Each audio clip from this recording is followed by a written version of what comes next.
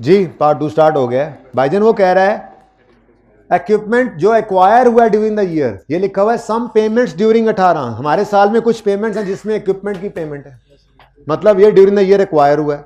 अब वो कह रहा है equipment acquire during the year जो है वो ओनली 30% पेड है। पता नहीं आप कुछ लोग पता नहीं अपने रजिस्टर्स पे क्या ढूंढ रहे होते हैं और फिर बाद में फिर सवाल पूछेंगे मुझसे। Equipment acquired during the year is only 30% paid and remaining amount is payable in February. इसका मतलब ये 66 रुपये 30% है, लेकिन एसेट ने रिकॉर्ड होना है पूरे 100% पे। ठीक है, तो 66 डिवाइडेड बाय 30 इंटू 100 करेंगे तो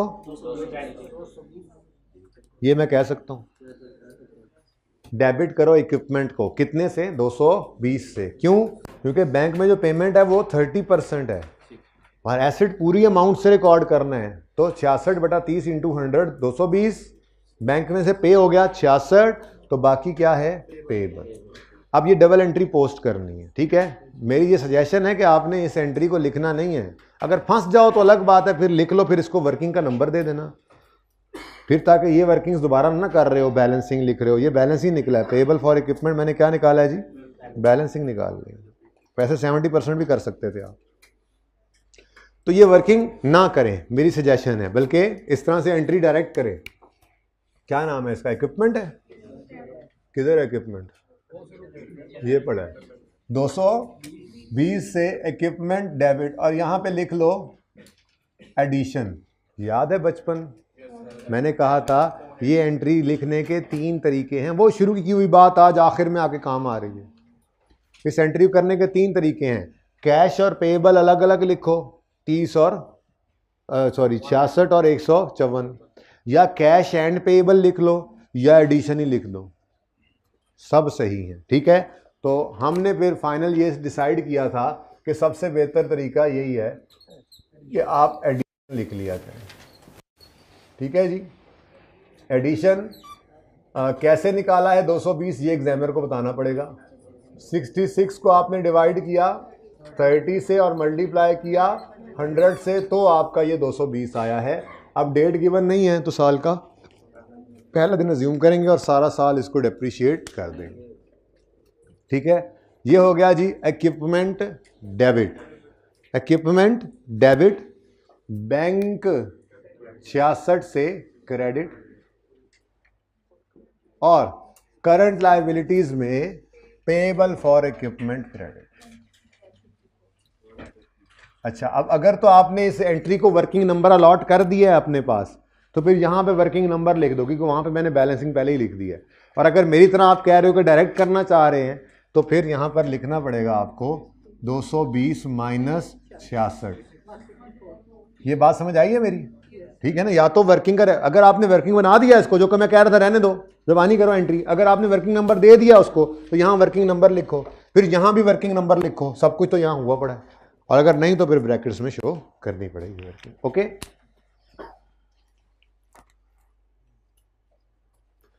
चले जी। Wages of canteen staff are paid on 5th of each month, का मतलब हर महीने की तनख्वाह अगले महीने की 5 को पे हो जाती है। वो कह रहे हैं तो हो जाती है, अब ये ना कहना हो सकता है कभी जो ना हुई हो जाती है। ठीक है, अब जो हमने आके देखा कैंटीन वेजेस 11 रुपए हैं और 31 दिसंबर 17 पर वो कह रहा है कि 11 रुपए पेएबल है, तो इसका मतलब ये सिर्फ पिछले साल के दिसंबर की सैलरी है। तो एक महीने की सैलरी कितनी हुई फिर? ये कैंटीन वेजेस हैं 1 मंथ की, ऐसे ही है, ये डिसाइड हो गया ना, क्योंकि वो कह रहा है कि हर महीने की सैलरी 5 को, हर महीने की 5 को तनख्वाह देते हैं, तो फिर मतलब हर महीने की तनख्वाह उससे अगले महीने में पे हो जाती है। तो जो क्लोजिंग पेएबल पड़ा है, इसका मतलब ये सिर्फ पिछले साल के दिसंबर की वेजेस थी। अगली बात, पूरा सवाल आपने पढ़ लिया, कहीं पे कोई ऐसा जिक्र है कि ये 2018 वाले हमारे साल में वेजेस में कोई इंक्रीज आया है? इसका मतलब ये 11 ही चला होगा और ईयर एंड के ऊपर भी क्लोजिंग 11 ही होगा, है कि नहीं? ठीक है, अच्छा अगली बात, वेजेस जो एक्सपेंस है, जो प्रॉफिट एंड लॉस में जाना है, वो फिर क्या बना 11 इंटू 12 132। तो अगर क्लोजिंग, अगर हर महीने की वेजेस अगले महीने की 5 को पे होती हैं तो इसका मतलब ये बैंक की फिगर बैलेंसिंग निकलेगी आज कितनी, ये 132 ही है। ज़बरदस्ती बनाया मैंने लेकिन काम आ जाएगा, ठीक है, ज़बरदस्ती बनाया लेकिन काम क्यों आ जाएगा, ये क्लोजिंग लायबिलिटी वहाँ ले जाना नहीं भूलोगे आप अभी, और ये ओपनिंग जनरल फंड कैलकुलेट करते हुए नहीं भूलोगे, तो काम तो आ ही गया ना, ठीक है। लेकिन ये डबल एंट्री करवाओ, wages expense debit bank credit, working 10 में जी हमने निकाला है ये 132। यहाँ पे लिख भी सकते थे 11 इंटू 12, आपकी मर्जी है, लेकिन मैंने उधर निकाल लिया है।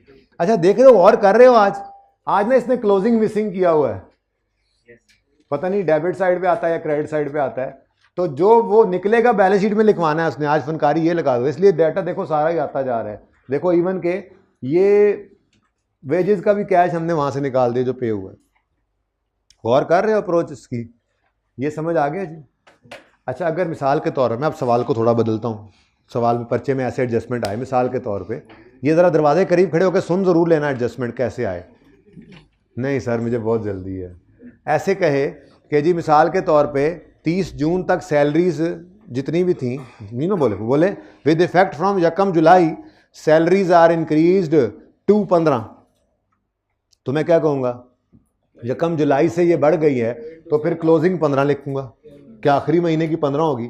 और एक्सपेंस कैसे निकालूंगा 11 इंटू 6 प्लस 15 इंटू 6, ठीक है ना। ये कब होता, जब वो कहता कि फलां महीने से सैलरी बढ़ी है हमारे साल में, लेकिन खामोश है तो इसका मतलब सैलरी नहीं बढ़ी। एक महीने का पेबल पिछले साल 11 था, तो मतलब वो एक महीने की सैलरी मंथली सैलरी 11 है, तो फिर 12 महीने की भी 11 ही होगी 132, ठीक है। लेकिन अब इसको पूरा कर दें, वेजेस क्या क्या, एक मिनट यार, किसकी समझ नहीं आई भाई, इसकी समझ नहीं आई। बैलेंस शीट जी 11 एक महीने की सैलरी है, वेजेस है, यहां पर थे आप साथ मेरे, यहां से ही तो खोए हैं भाई, साथ होते तो फिर ना ऐसा होता, ऐसे नोट कर रहे थे, अब समझ आ गई है। 31 दिसंबर 17 पे क्लोजिंग 11 आ रहा है और वो कह रहा है हर महीने की सैलरी 5 को पे हो जाती है, मतलब एक महीने की तनख्वाह ही पेबल होगी ना, ये अगले महीने पे हो जानी थी, तो मंथली सैलरी 11 है, यहां से डिसाइड हुआ था, ठीक है। और सैलरी में कोई इंक्रीज नहीं आया, इसलिए ये 132 बनाई 12 से मल्टीप्लाई करके पूरे साल की, ठीक है। साथ रहा करो ना जी, सॉरी जी, वेजेस एक्सपेंस में लिखने जा रहा था, अच्छा भला बच्चों ने मुझे रोक भी लिया था, बीच में आपने रोक लिया, चलें जी मजा ही खराब हो गया सारा। भाई ये वेजेस कैंटीन की हैं, क्यों नहीं बोला तुमने, क्यों नहीं बोला, उधर जा रहे हैं बबल खा रहा है और बोल भी नहीं रहा जी, किधर जाएगा ये। अच्छा देखो जीपी लिख कर टाइम ज़ाया मैं नहीं कर रहा आजकल, रिक्वायरमेंट तो है नहीं, लेकिन चलो बाद में मिटा दूंगा। हाँ जी लेस क्या करना है, वेजेस, वेजेस कितनी आ गई जी 132, और इसको वर्किंग का रेफरेंस दे दो क्योंकि मैंने वहां पे कैलकुलेशन की हुई है, या तो फिर यहां भी 11 इंटू 12 लिखो या वर्किंग नंबर 10 लिख दो बस, ठीक है। लेकिन ये 11 ले जाओ कहीं भूल ना जाए, वेजेस पेएबल, राशि पैन लग गया, पता नहीं पूरा भी होता है कि नहीं काम, कितना जी 11, ठीक है। नेक्स्ट, मुझे नहीं लगता सवाल पूरा, पिछली क्लासों में कहा था कि एंड पे थोड़ी सी आपको मैं रिकॉर्डिंग दे दूंगा, पता नहीं अब, ओ हो जाएगा, अच्छा काम खत्म हो गया, बस इसके बाद फिक्स एसेट रह जाना है। क्लब ऑपरेट्स फ्रॉम अ, पिछली एडजस्टमेंट में इसकी तैयारी कराई थी असल में मैंने थोड़ी सी, club operates from a rented place. अब ध्यान रखें जरा, पिछला तो सिंपल था ना, ये स्पाइसी था, तो सिंपल को स्पाइसी कर लिया, अब स्पाइसी नहीं लगेगा भाई। क्लब जिस जहाँ पे हमने बनाई हुई है ना ये बिल्डिंग, वहाँ पे किराए पे बिल्डिंग है, मतलब किराया देते हैं। Rent is paid quarterly in advance. अब हमारे साल के क्वार्टर्स तो होंगे ना, जनवरी से मार्च, अप्रैल से जून, जुलाई से सितंबर, अक्टूबर से दिसंबर, लेकिन ज़रूरी तो नहीं है कि हमारा बिल्डिंग के ओनर के साथ भी यही वाला एग्रीमेंट हो। तो उसका डिफरेंट ही है। वो क्या कह रहा है, रेंट को क्वार्टरली हम पे करते हैं ऑन यकम मार्च, यकम जून, यकम सितंबर, यकम दिसंबर।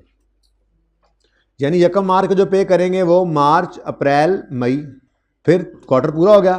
फिर अगले क्वार्टर का यकम जून को पे हुआ जून, जुलाई, अगस्त। फिर यकम सितंबर को पे हुआ सितंबर, अक्टूबर, नवंबर। फिर दिसंबर को पे हुआ दिसंबर। ओ हियर लाइज द प्रॉब्लम। मामला ये है जी, मामला ये है, मामला ये है। यकम जनवरी 2018 को कुछ भी नहीं था फिलहाल। यकम मार्च को पे करोगे, यकम जून को करोगे, यकम सितंबर को करोगे और यकम दिसंबर को रेंट। ये तो 3 महीने हमारे साल में ही आ गए। ये भी 3 आ गए यहाँ पेमेंट की, ये भी 3 आ गए यहाँ पेमेंट की, ये पेमेंट यहाँ की है, लेकिन तीनों इस्तेमाल नहीं हुए। तीनों महीने का खर्चा नहीं कर सकते, बल्कि 2 महीने क्या है, प्री पेमेंट। ठीक है, एग्रीमेंट है। ये 2018 में हम खड़े हैं, तो 2018 के अंदर उसने ओपनिंग बताया है, यानी कि 2017 का क्लोजिंग उसने बताया है। सवाल के अंदर बताया हुआ है कितना, किधर गया, कितना, 24। यानी कि पिछले साल के एंड पे भी प्री पेमेंट थी, यानी पिछले साल के एंड पे भी यही मामला था। पिछले साल के एंड पे भी यकम दिसंबर को ये पेमेंट की होगी ना, वो 3 महीने की होगी, जिसमें से 1 महीना एक्सपेंस बन गया होगा। सब साथ रहें, अब कोई अपना नोट कर रहा है तो मैं जिसका सर नीचे है उसको मैं रिपीट नहीं करके दूंगा। हाँ, सर ऊपर हो, समझ रहे हो, फिर नोट कर रहे हैं साथ, तो अलग बात है। मैं नहीं जवाब दूंगा, मैंने नोट कर लिए ये चेहरे जो नीचे ही हैं जी। यकम दिसंबर को पिछले साल ये आखिरी किस्त 3 महीने की पे की होगी, तो पिछले साल भी ये उन्होंने खड़े होकर यही सोचा होगा कि ये 1 महीना तो हो गया एक्सपेंस, बाकी 2 महीने क्या हैं, प्री पेड, एडवांस। तो यहाँ पर 24 रुपये का प्री पेड नज़र आ रहा है। इसका मतलब कितने महीने का वो किराया है, 2 महीनों का। कितने महीनों का किराया जी, 2 महीनों का। तो अगर यहाँ से मैं 2 महीनों का किराया 24 को कह रहा हूँ, तो फिर मंथली कितना होगा, 12। ठीक है, अब मसला ये नहीं था, मसला ये था, अगर इतनी ही बात होती, आगे छोड़ो, इतनी ही बात होती तो मैं क्या करता, बिल्कुल वेजेस की तरह से। इधर देखो, मैं कहता अच्छा रेंट एक्सपेंस, इधर देखना ज़रा, रेंट एक्सपेंस, ओ जी मसला ही कोई नहीं है रेंट एक्सपेंस का। रेंट एक्सपेंस है जी 1 महीने का 12 है, तो 12 × 12, और ये है ना 2 महीनों का, 2 महीनों का ये है ना, मैंने तो पर मंथ निकाला ना। ठीक है, मैं पर मंथ, मैं ये ठहर जाओ, रेंट आप ना नोट करना, क्योंकि इसके पहले मैंने अभी ओल्ड भी लिखना, मैंने जगह छोड़ दी। रेंट पर मंथ, ये मैंने कैसे निकाला, मैंने कहा जी 24 ओपनिंग में एडवांस आ रहा है, और एग्रीमेंट पढ़ के पता लगा कि वो 2 महीने का किराया है, तो 24/2 करें तो ये 12 पर मंथ है। अगर सवाल आगे ना होता तो सिंपल सा सवाल, सिंपल। ठीक है, 12 × 12 यहाँ एक्सपेंस आता, और क्लोजिंग में फिर प्रीपेड लिखते हैं हम। बात समझ आ रही है? ठीक है, अच्छा, अब मामला ऐसा ना हुआ, बल्कि कुछ गड़बड़ हो गई। गड़बड़ कब हुई, 12 रुपये किराया मंथली था, अच्छा भला काम चल रहा था कि as per agreement annual rent was increased by 6000 with effect from यकम। इसका मतलब ये हुआ कि यकम मार्च और यकम जून को तो 12 के हिसाब से ही पे हुआ, यकम सितंबर से किराया बढ़ गया। ठीक है, अब किराया जो बढ़ा है ना, वो उसने पर मंथ नहीं बताया, ये बड़ी मुसीबत थी। एनुअल तो कोई मसला नहीं है, मैं क्या करूंगा, मैं इसको कहूंगा ये क्या है, इधर देखो, ओल्ड रेंट पर मंथ, तो ओल्ड रेंट एनुअल निकाल लेते हैं ना पहले। ओल्ड रेंट ये पर मंथ था,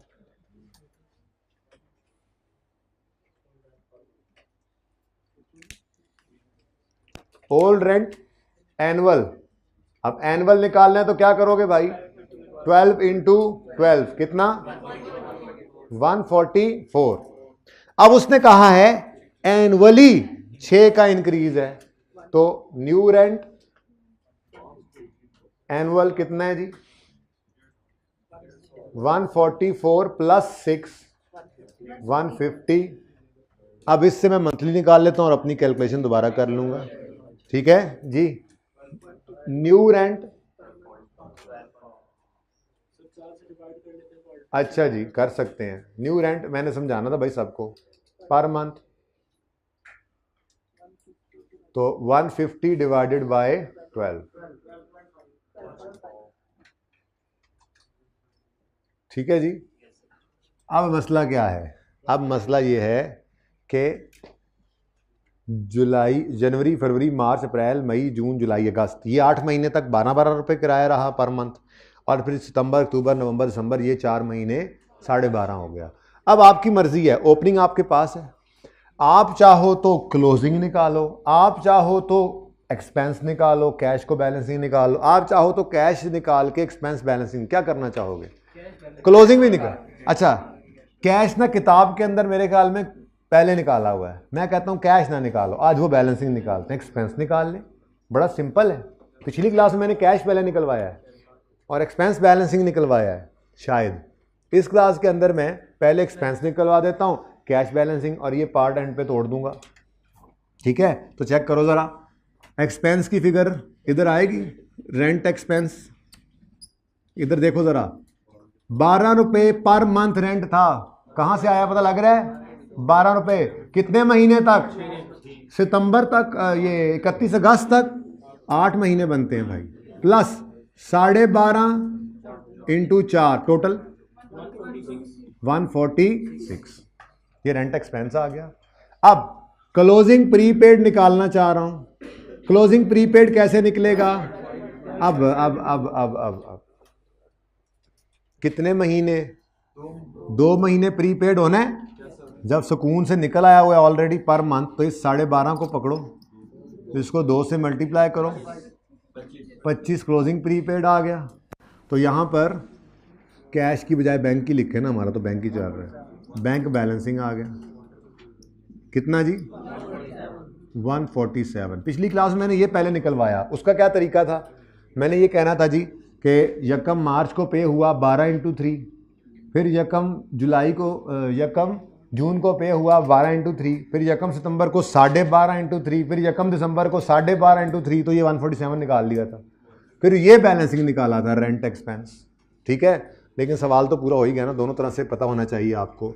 rent expense working number 3 146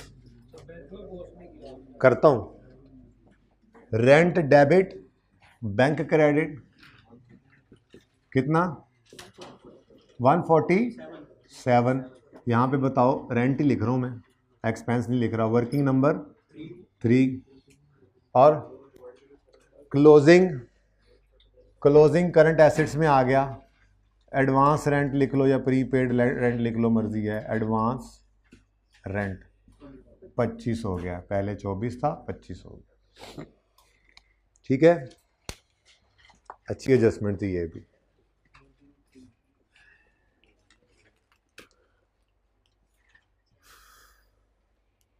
number 10 पहले कर लें जी। नंबर 10 में स्नूकर टेबल्स को छोड़ दें। मेरा कहने का मकसद ये है कि आप वाइल से आगे पढ़ें। Furniture and equipment are depreciated 20% using reducing balance method, ठीक है। अब अगली बात, बुक वैल्यूज ही गिवन है और बुक वैल्यू पर ही रेट लगना है, और इक्विपमेंट में कोई डिस्पोजल नहीं है, सारे के सारा एडिशन है। 720 पे भी 20% लगना है, 220 पे भी 20% लगना है। डेट ऑफ एडिशन मिसिंग है तो फिर साल का पहला रिज्यूम करके सारा साल डेप्रिशिएट कर लेंगे इसको। वैसे उसने कहा भी हुआ है सवाल में, वैसे उसने कहा भी हुआ आखिरी लाइन में कि full year depreciation in the year of addition हम करते हैं और no depreciation in the year of disposal. तो चाहो तो वो काम कर लो, on opening excluding disposal, on addition, on disposal करना है। टाइम ज़ाया करूँ थोड़ा सा, ऐसे थोड़ा सा टाइम ऑन, जो नहीं करना काम, जो नहीं करना, जो भी डायरेक्ट करते हैं, ठीक है। ये ऐसे ही वर्किंग एम ए, डेप्रीसिएशन किसकी जी? एफ एंड ई की। ऑन ओपनिंग कोई डिस्पोजल है जी? नहीं। कितना है opening? Cost of all 720 into 20%, क्योंकि बुक वैल्यू ऑफ ऑल है ना, ठीक है। जो भी है ऑन डिस्पोजल कोई नहीं है, सॉरी, ऑन एडिशन, कितना एडिशन हुआ है? 200 इंटू 20%, कोई फ्रैक्शन नहीं। ये टोटल कितना आ गया? 168। ऊपर वाले का क्या था? 144 भाई सही हो गया 188। अच्छा अब इधर देखो, ये वर्किंग करके हमने कितना टाइम ज़ाया किया। हमें नज़र आ रहा है, पर्चे के लिए कह रहा हूँ, हमें नज़र आ रहा है कि बुक वैल्यू है तो लगना है रेट, बुक वैल्यू जो है, और एडिशन वाले साल में तो कॉस्ट पे रेट लगता है और कोई फ्रैक्शन भी नहीं लगाना। तो ये वर्किंग करके क्यों वक्त ज़ाया करें, ये वर्किंग करके क्यों वक्त ज़ाया करें। हम ब्रैकेट में ये डिडक्शन निकाल लेते हैं, ये मैं पर्चे के लिए कह रहा हूँ, वरना अब एक बार होगी वर्किंग तो ये ना करना पर्चे में काट के, हम क्यों वक्त ज़ाया करें और फिर दोबारा से नए सिरे से। पर्चे में कर लिया तो फिर तो कर लिया ना। तो डेप्रीसिएशन फर्नीचर एंड इक्विपमेंट की, ठीक इधर देखे कितना है ओपनिंग 720 इंटू 20%, अलग अलग कर रहा हूं मैं, प्लस 220 इंटू, ताकि आपको पता लगे ये ओपनिंग और ये एडिशन, कोई फ्रैक्शन नहीं लगा, तो इकट्ठा करके भी कर सकते थे जी। हाँ जी बोले 180 depreciation expense debit acid credit 188। Closing इंशाल्लाह आप घर पे निकालेंगे अब, ठीक है। नेक्स्ट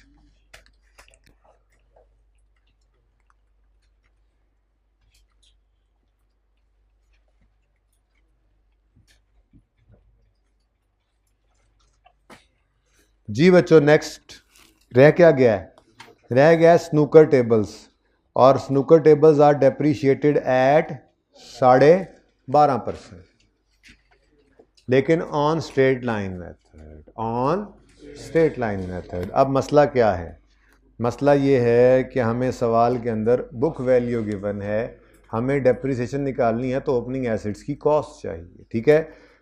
तो उसके लिए मशहूर ज़माना वर्किंग होती थी हमारी, अज्यूम करो कॉस्ट कितनी है 100। अब मैंने पिछली क्लास में डिटेल्ड वर्किंग कराई है, वैसे बाद में शॉर्टकट भी बता दिया था थोड़ा सा, लेकिन ज़बानी बताया था। तो यकम जनवरी 16 अज्यूम करें यकम जनवरी को ये ख़रीदा था, एसिड कितने का ख़रीदा 100 का,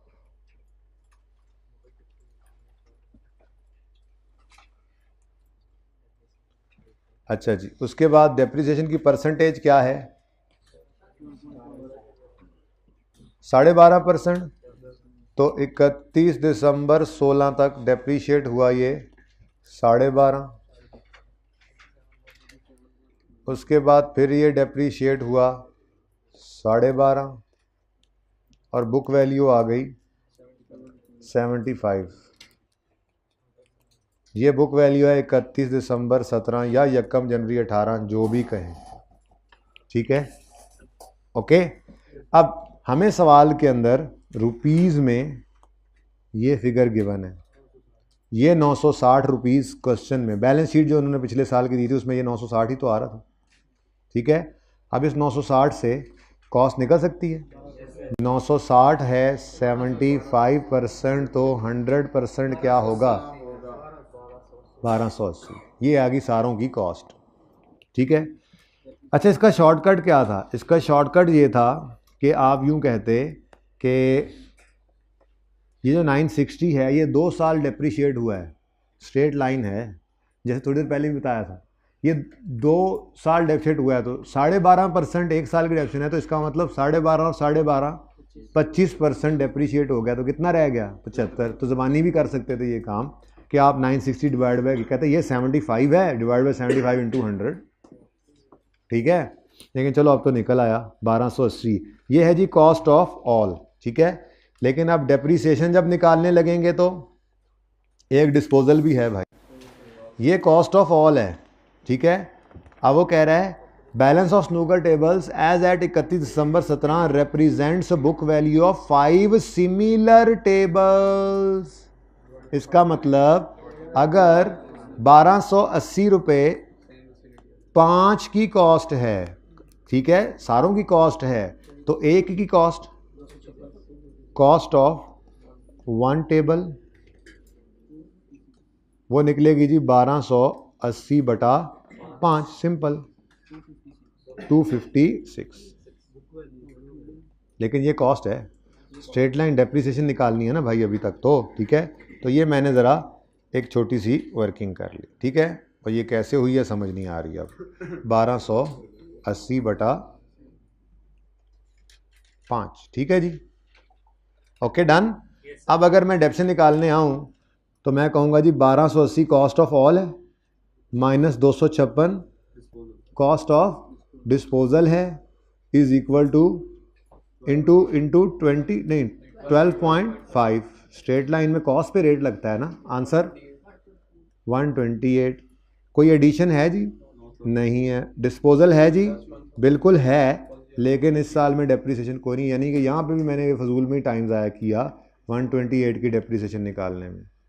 ये भी मैं डायरेक्ट कर सकता था, ठीक है, ओके। तो मैं ये कह रहा हूँ कि इसकी बजाय ज़बानी सोचें। 1280 सारों की कॉस्ट, 256 जाने वाले की कॉस्ट, और उस पर डेप्रिसिएशन भी कोई नहीं निकालनी, तो ये काम भी ब्रैकेट में हो सकता था। और देखो भाई, ब्रैकेट में हो सकता है का मतलब ये नहीं कि लाजमी ब्रैकेट में ही करो, नहीं समझ आती तो कोई मसला नहीं, कर लो वर्किंग अपनी जी। 1280 ये जी वर्किंग नंबर कोई नहीं दिया इसको, ये जो कॉस्ट निकाली थी हमने, इसको वर्किंग नंबर दे दो, कॉस्ट तो निकालनी पड़नी है ना, ज़बानी नहीं निकाली हुई, तो इसको वर्किंग नंबर 12 बनेगा, वर्किंग 12 जी। जी बोले, वर्किंग 12 से क्या आया है? नहीं 1280 आया है, ठीक है। इसमें से माइनस करो 256, ये भी उधर से ही आया है, जो बच जाए उस पर 12.5 आंसर। नहीं तो कोई नहीं, कंफर्टेबल हो रहे तो कोई नहीं, वो वर्किंग का रेफरेंस दे दो, उसको कर दो वर्किंग को 12.1 और यहाँ डेप्शन लिख दो वहीं वाली। मैं तो ये कह रहा हूँ कि ये ना हो कि वहाँ लिख के भी यहाँ लिख रहे हो, ठीक है ना, एक जगह करना है। तो मैं सिर्फ शॉर्टकट सिखा रहा हूँ कि वो वर्किंग अवॉइड करना, डायरेक्ट कर लेना अगर आसान हो तो, टाइम बचता है इससे, ठीक है। तो 128 रुपये से डेप्रीसिएशन एक्सपेंस डेबिट और 128 क्रेडिट, ठीक है जी। अगली बात वो कहता है वन ऑफ द, सवाल है कि मुकने में नहीं आ रहा, one of the snooker table was sold to member for cash during the year for 212। Please, cash का मतलब क्रेडिट नहीं है, मैंने पिछली क्लास में बच्चों को यही कहा था। अगर कोई ज़बरदस्ती ये अज्यूम करे कि कैश है तो फिर ओपन कर ले कैश का लेजर, फिर ओपनिंग को ज़ीरो अज्यूम करे, क्लोजिंग को ज़ीरो अज्यूम करे, फिर ज़ीरो नहीं कर सकता, फिर क्लोजिंग में ये आ जाएगा, और यार अल्टीमेटली यही होना है कि एक एसिड बन रहा है। आप कैश एंड बैंक लिख लो या फिर मेरी बात मान लो, इसका मतलब सिर्फ यही था, ज़रूरत नहीं है ना अलग से कैश निकालने की, बैंक पड़ा है बस उसमें, मतलब ये क्रेडिट पे नहीं है, कैश में है, ठीक है। अगर खामखा जिद है तो कैश एंड बैंक कर दो, मुझे मसला नहीं, मैं इसको बैंक में फेंक रहा हूं, ठीक है। अब डिस्पोजल भी है, और डिस्पोजल का अकाउंट अब इधर बना लेते हैं।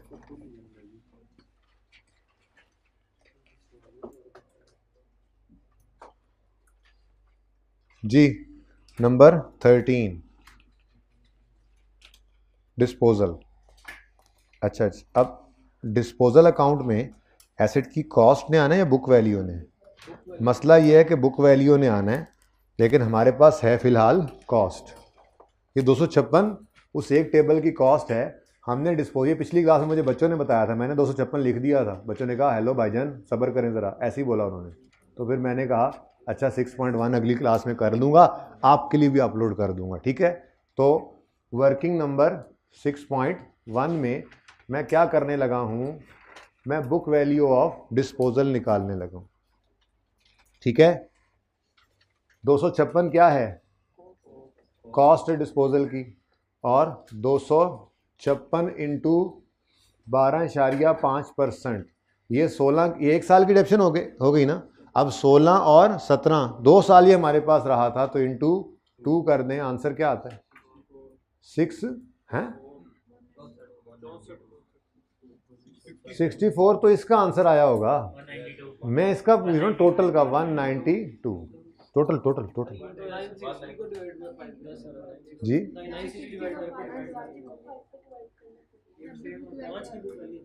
वो एक ही बात है यार।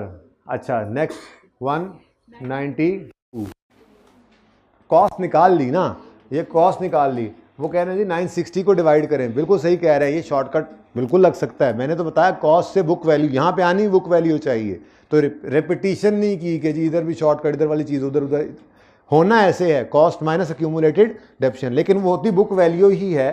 तो आप लिख लें जी, और करके लिख लें कि आप इसको 960 डिवाइडेड बाय 5 करके भी निकाल सकते हैं। 256 भाई कह रहे हैं। डिस्पोजल 192 से एसेट अकाउंट क्रेडिट, 192 से disposal account credit. Snooker table में से book value I, this was sold for 212, इसकी एंट्री हो गई बैंक। अभी करता हूं डेबिट जाके, bank debit disposal credit, bank debit 212 से और डिस्पोजल क्रेडिट। लो जी मुबारक हो, सवाल आपकी क्लास में भी पूरा होता नज़र नहीं आ रहा, मतलब वैसे पूरा हो गया लेकिन एक दो बातें करनी है, ज़रा क्विकली देखते हैं, जहाँ तक हो गया अपलोड करूँगा मैं। अच्छा सुने, ये पहले इसको तो गेन तो निकाल लो, फिर बाकी एडजस्टमेंट्स भी करते हैं। कितना? ये 20 का गेन, वर्किंग नंबर बता दो मुझे।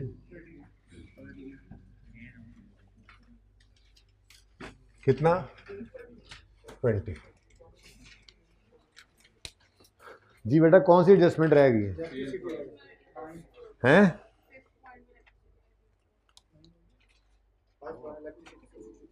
इलेक्ट्रिसिटी, अच्छा ये पिछली क्लास में भी रह गया था। इलेक्ट्रिसिटी डेबिट 263 से, बैंक क्रेडिट, ये तो आसान सी बात थी 263, ठीक है। अच्छा ओके जी, असल में पिछली क्लास में भी ऐसे हुआ ना, 66 को लेके मैं चला और फिर चलता ही गया, फिर भूल ही गया, ठीक है।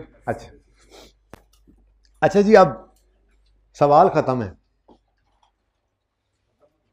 लेकिन यहां पे सारी वीरानी ही वीरानी छाई हुई है, ना कोई सेल, ना कोई कॉस्ट ऑफ सेल, ना कोई बंदा, ना कोई बंदे दी जात।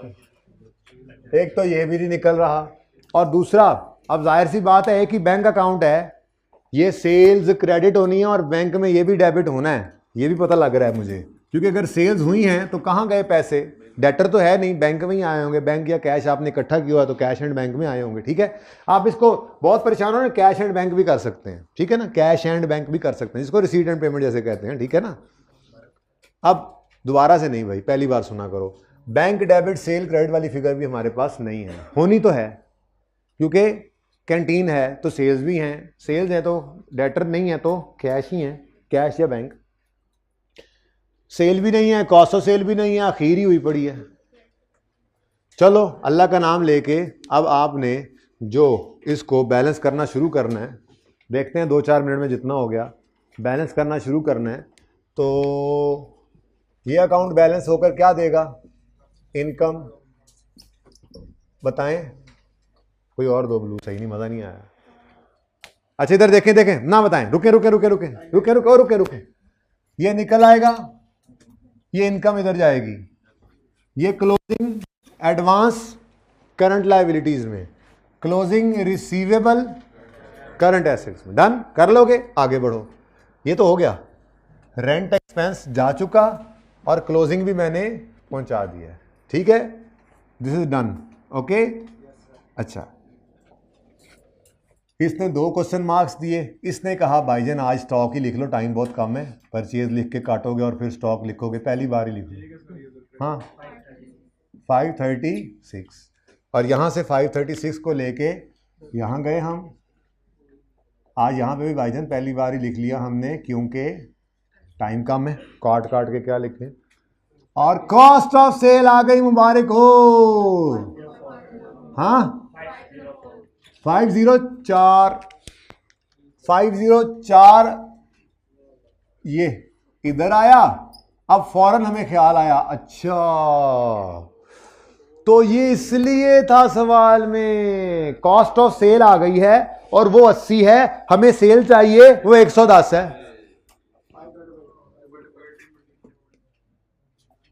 504 कॉस्ट है, ये 80 पे पड़ी है, हमें सेल चाहिए 110 पे, बोलो 690। 693 से ये एंट्री करो, बैंक डेबिट, कैश तो अलग है नहीं ना, पैसे तो आए ही होंगे।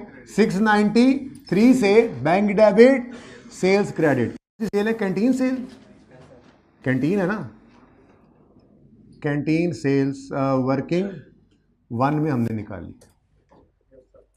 ठीक है। उसके बाद भाईजान याद से ये 247 ले जाना बैलेंस शीट में, ये कॉस्ट से जाना था चला गया, ये 142 क्रेडिटर्स बैलेंस शीट में ले जाना, बाकी हो गया है। स्नूकर टेबल्स में इधर देखो, क्लोजिंग आप निकालोगे, इधर देख लो एक दफ़ा, देख लो, ये क्लोजिंग ले जाओगे नॉन करंट एसेट्स में, डेप्रिसिएशन में जहां जाना था जा चुका, ठीक है। वेजेस 100, ये क्लोजिंग चला गया ऑलरेडी, ये 132 भी मैं यहाँ पे ले जा चुका हूँ, ठीक है ना। सवाल हो जाना है, ये भी अब हो गया है, ये ठहर जाओ, नहीं खुद करना है ना कुछ तो, ये ठीक है। अच्छा, अगली बात, फर्नीचर फिक्सचर्स एंड जो भी है इक्विपमेंट, इसमें से भी आप क्या निकाल लोगे, क्लोजिंग।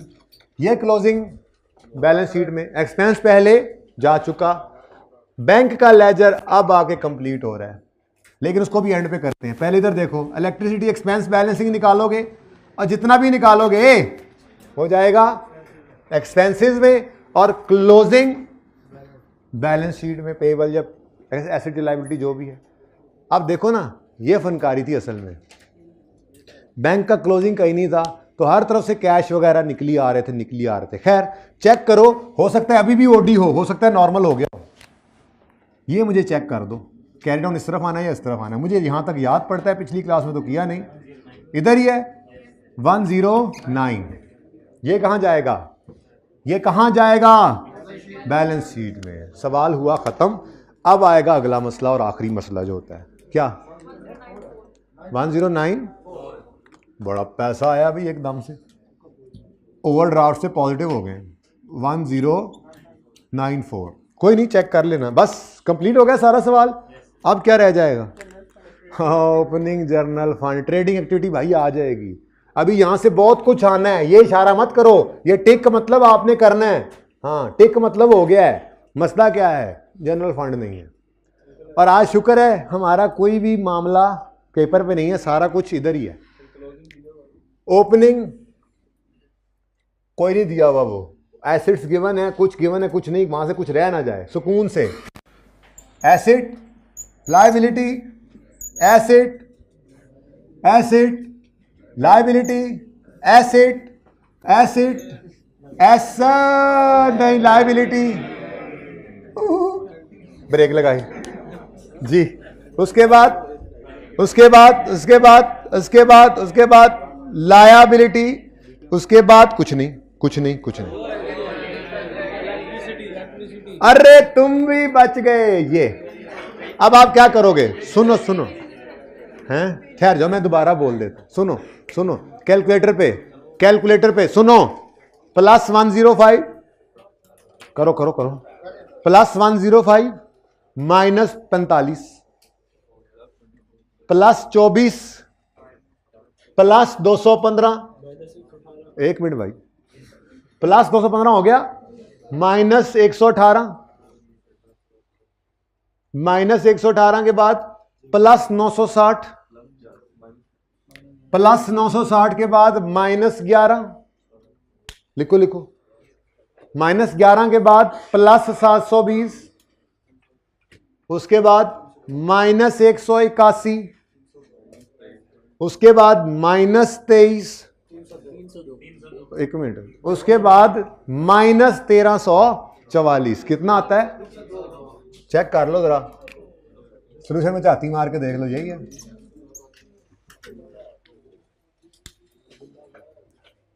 सर देखना सोल्यूशन में झाती मार के, ठीक है।